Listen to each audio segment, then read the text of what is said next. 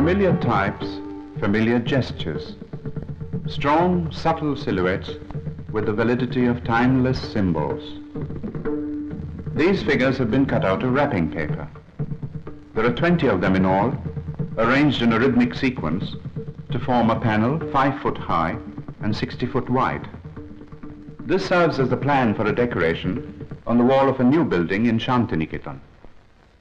In its final form, the cutouts will be replaced by colored tiles.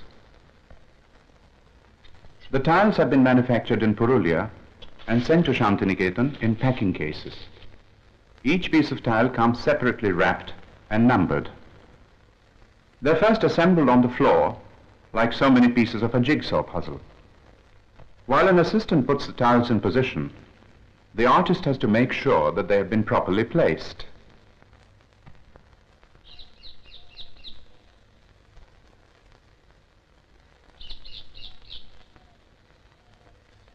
Binod Bihari Mukherjee, who conceived the murals and cut out the figures, has been blind in one eye from birth. The other eye, which was severely myopic, he lost 15 years ago at the age of 53.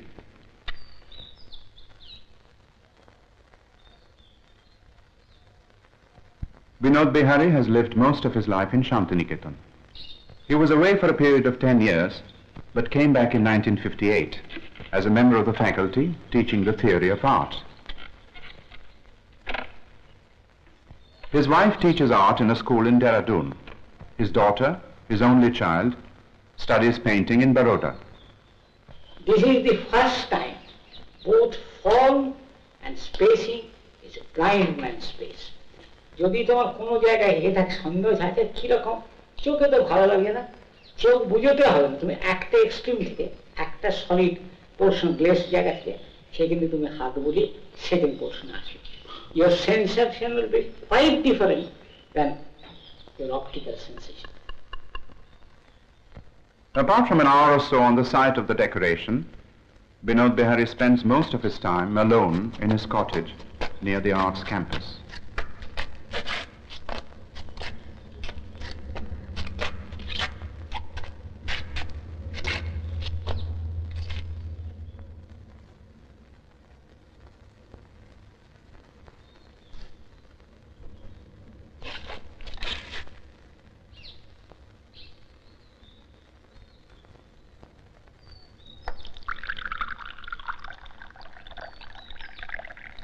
The flask contains raw tea, his favorite drink, and has to be replenished from time to time by his maidservant.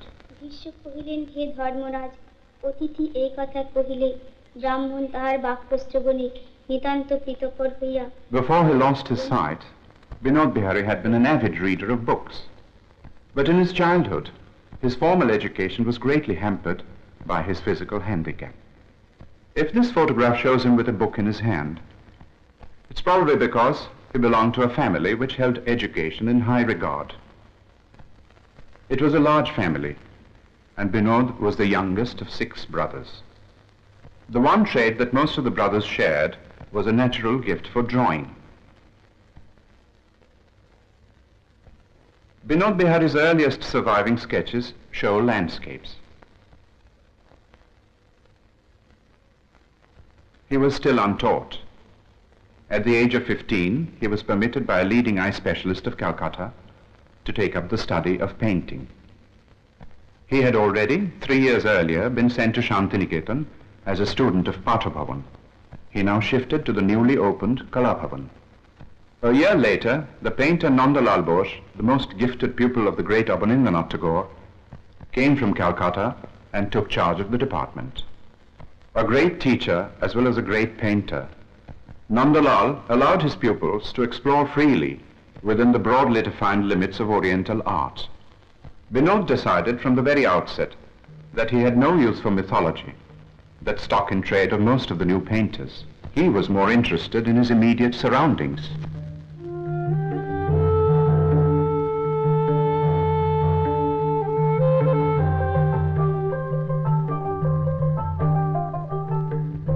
The starkly beautiful countryside around Shantiniketan, its flora and its fauna, and the sturdy life of the Santals in the villages All these found expression in the sketches and paintings of Binod Bihari's early period.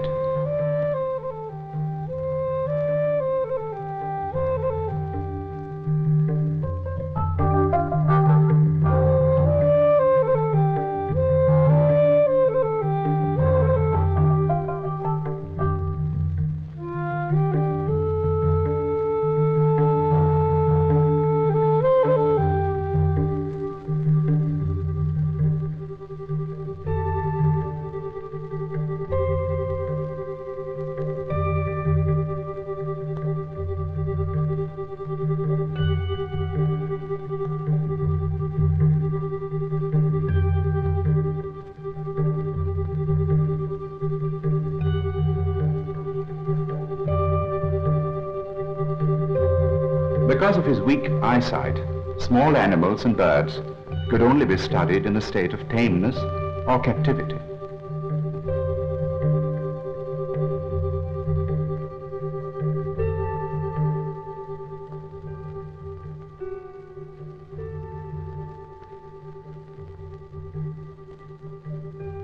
If some of his earliest paintings showed an influence of Nandalal Bose, there were others which already revealed a marked individuality.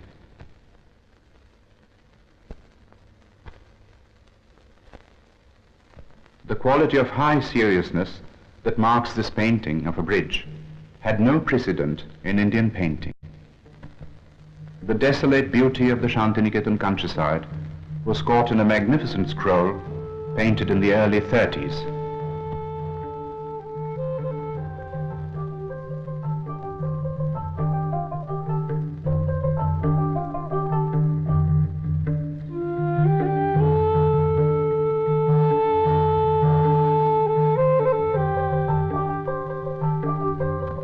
There was no doubt that a painter of striking originality had appeared on the Indian scene. A painter with a deeply introspective, analytical turn of mind, aware of tradition, responsive to environment, and with sympathies extending beyond the limits of Oriental art. In 1937, while he was on the teaching staff at Shantiniketan, Binod Bihari visited Japan.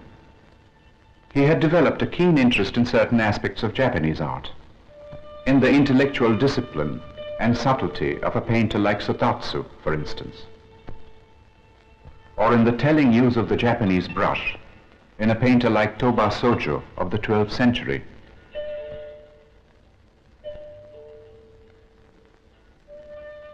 Soon after return from this very rewarding trip, Binod Bihari was assigned to paint a fresco on the ceiling of a new dormitory in Kalapavan.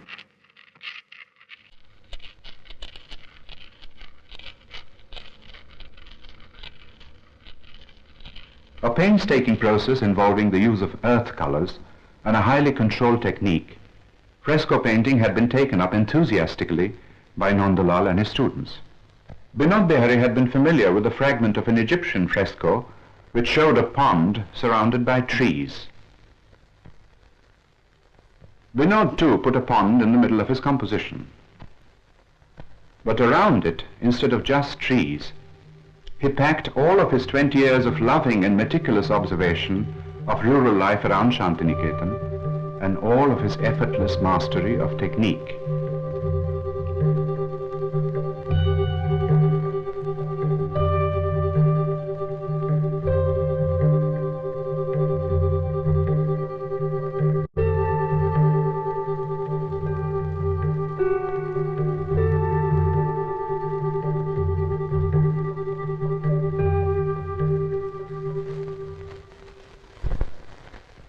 A second fresco came 2 years later in the building known as China Bhavan.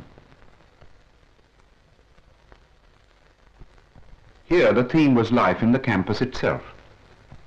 Instead of the free-flowing lyricism of the ceiling fresco, we have here a more austere composition in vertical segments. But the touches of humor and the marvelous observation of types and gestures are still there.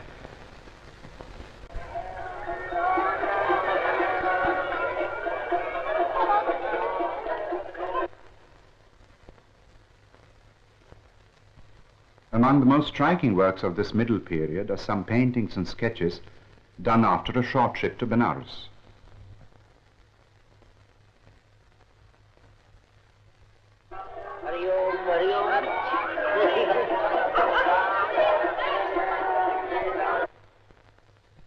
Once again, he succeeded in stripping his subject of all its superficial trappings and catching the essence beneath the surface.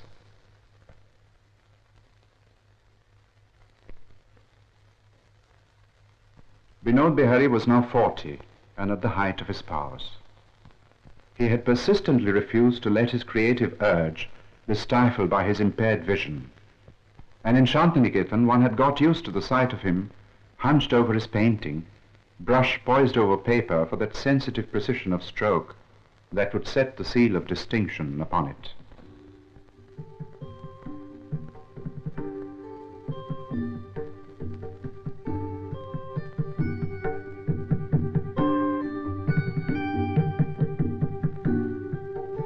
His interest in calligraphy had led him to the Bengali script, and this in turn had led to some finely distinctive book covers. The crowning achievement of the middle period came with a fresco in Hindi Bhavan, also in Shantiniketan. This time, Binod Bihari chose a religious theme, the saints and mystics of medieval India. Hundreds of studies and sketches preceded the actual painting of the fresco. Binod had studied the lives of the saints and had found that many of them had come from the lower strata of society. Kabir, for instance, was a weaver, Dadu a cotton cleaner, Rabidas a cobbler, Sena a barber, and so on. In spite of their lowly origin, they had found faith and were able to instill faith in others, not through the preaching of exclusive religious doctrines, but through a simple philosophy of love and tolerance, which they practiced in their own lives and which came out in their songs and sayings.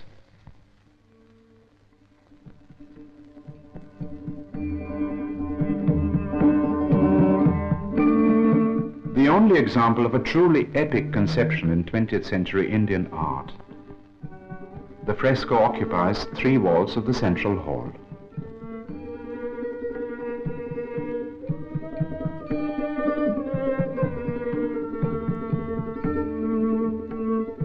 The whole composition shows a remarkable cohesiveness.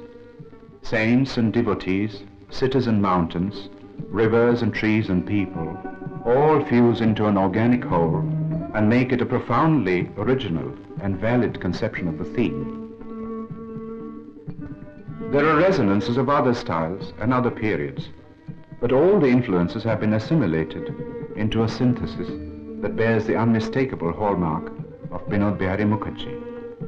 যেখানে যে basic জিনিসটা আমার কাছে pre Renaissance বলে মনে হয়েছে সেটা নিয়েছি। তারপর বাইজেন্টাইন, জৈন, পট, পাটা, তোমার হিস্টোরিয়ানের কাছে এটা অনেক তফাৎ থাকতে পারে, কিন্তু আমার কাছে তোমার কাছে আর্টিস্টের কাছে কি তফাৎ? তুমি একটা জৈনের পাশে একটা তুমি ফোক ফিগার দিলে কার বাবার সাথে দিয়ে যদি ধরে। As for its technical aspect, Binod Bihari's incredible confidence is revealed in the fact that the whole painting was done directly on the wall without the help of a preliminary tracing.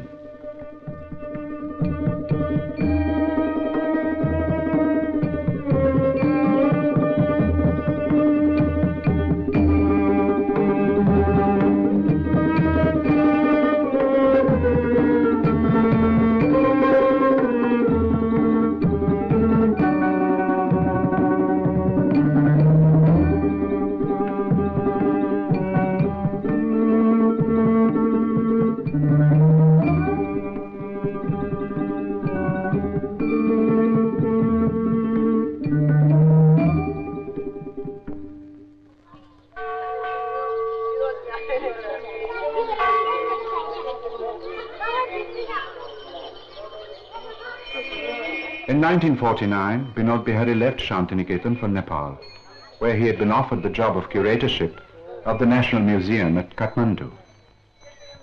The novelty and richness of the scene had an immediate impact, and the place and the people were caught in a profusion of sketches and paintings.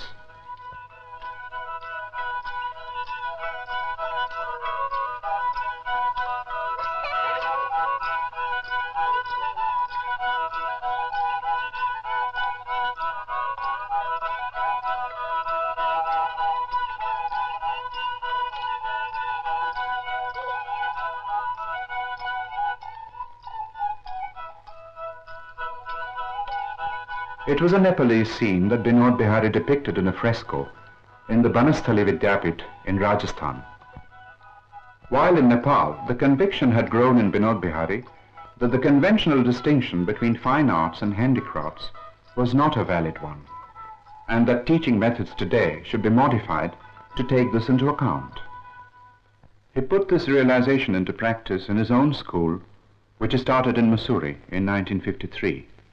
When he didn't teach, he painted mountainscapes, seeking for the first time in his life to capture some of the fleeting aspects of nature.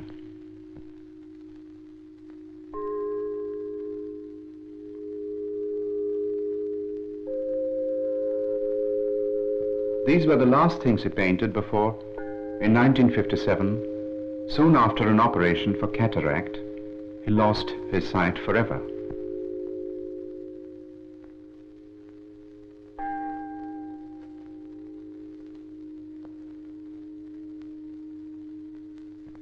A lesser man might have crumbled under the impact of the tragedy.